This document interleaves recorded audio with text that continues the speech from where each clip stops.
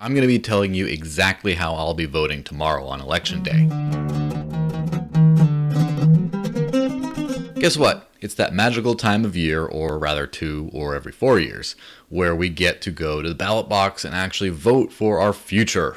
It's an exciting day for a lot of people, a very dreadful day for a lot of people. It's probably a little different for someone like me who doesn't really believe in voting in the first place. Let me tell you what I mean. Whatever the government decides to do, the only way they can do it is by making a law, and the only way the law gets enforced is through some kind of violence. Either they send someone to arrest you or confiscate your money or take away your rights or whatever. There's always some kind of a hard punishment for going against the law. That's the only way anything the government does gets done, is through this. The mechanism of what some consider to be legitimate use of force, I do not consider to be legitimate, but force to get you to do what they want. When you vote, you have a say in how that force is applied. And I don't believe in that at all. I don't think it's morally right for me to be able to just say, yeah, I'd like this guy to pay more money to this cause, and then that person disagrees, and then someone comes with force because said, well, this guy over there voted, so you have to give up your money, and we'll, hit him over the head or shoot him or do whatever they have to do to steal his money for this cause. I think that's morally absolutely not right.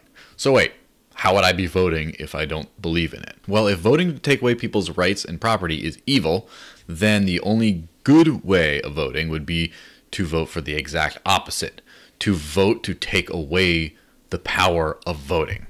So for example, if let's just say there's a government that decides everything everyone does, and it's done through a vote, then the only way that it would be morally okay to participate in that system would be to vote to dismantle it, basically. Kind of like a suicide vote. You just vote to blow the whole thing up. And any way I can, of course, that's kind of what I believe, because I do believe there's a place in society for rules. I do believe the poor should be taken care of. I do believe we should be defended against attackers. I do believe in all these kinds of things. I even believe in roads, believe it or not.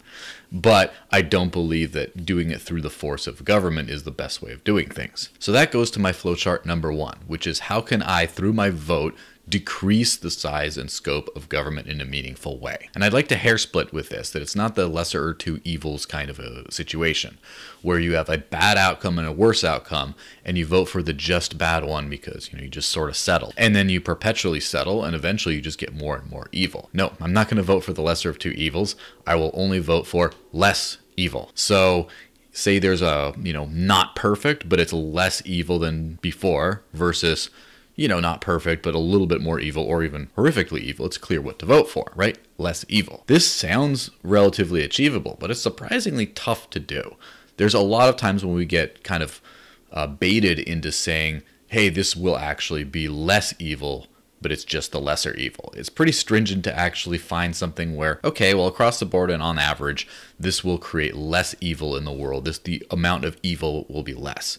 Because if you keep on voting for less evil and successfully every single time, then over a long period of time, it stands to reason that there would be almost no evil left at the end, or none at all. And so if I can shrink the size and scope of government in any way, shape, or form without increasing it more to offset it, then over a long period of time, eventually we end up with no government, which would be fantastic. We have a voluntary way of doing things instead. Now, what about cases where I can't do that? Let's just say there's 2 major party candidates. Both of them will increase the evil in the world, and so I can't support either of them, and there's no shot at getting things done.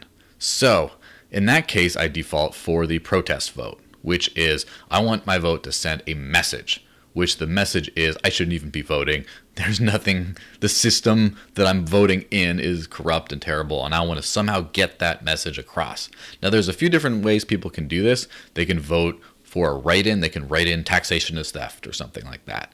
They can vote for some sort of a joke candidate. They can do something else. They could vote for a third-party candidate. And those are all different options of communicating what essentially is the same message, which is I do not consent to this whole system. And at the same time, I have no hope of incrementally decreasing its size and scope. So there you have it. First, I try to see if I can vote for less evil, not the lesser evil.